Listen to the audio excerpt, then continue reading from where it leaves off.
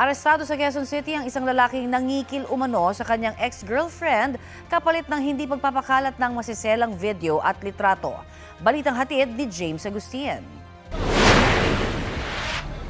Pumapalagpat sinubukan tumakas ng 26 anyos sa lalaki na naaresto sa entrapment operation ng pulisya sa barangay San Bartolome, Novaliches, Quezon City. Pinadapa ang lalaki at saka pinusasan. Ang lalaki inireklamo na pangingikil umano sa dati niyang kasintahan kapalit ng hindi pagpapakalat ng masaselang video at larawan.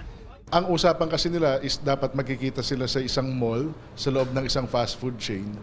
Ngunit hindi dumating yung lalaki, minessage siya na sa labas na lang daw sila magkikita.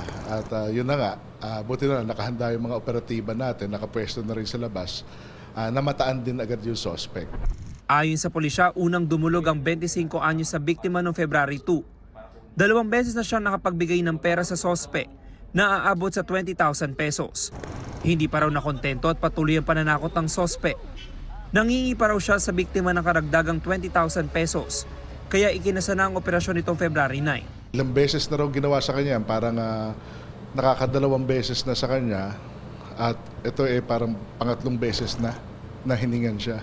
Kaya yun nga, napagpasyahan niya na ipahuli na itong ex-boyfriend niya. Nakuha mula sa sospek ang iniabot na pera ng biktima at ang ginamit niya motorsiklo. Sa investigasyon na pag-alaman na naghiwalay ang dalawa noong Nobyembre matapos ang 3 buwang relasyon. Nakakulong sa Novaliches Police Station ang sospek.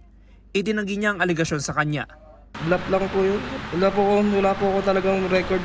Sabi niya po kasi tutulungan niya po ako. Sinampahan na ang sospek na mga reklamong robbery, extortion, resistance and disobedience to a person in authority at paglabag sa Anti-Violence Against Women and Their Children Act o 2004. James Agustin nagbabalita para sa GMA Integrated News.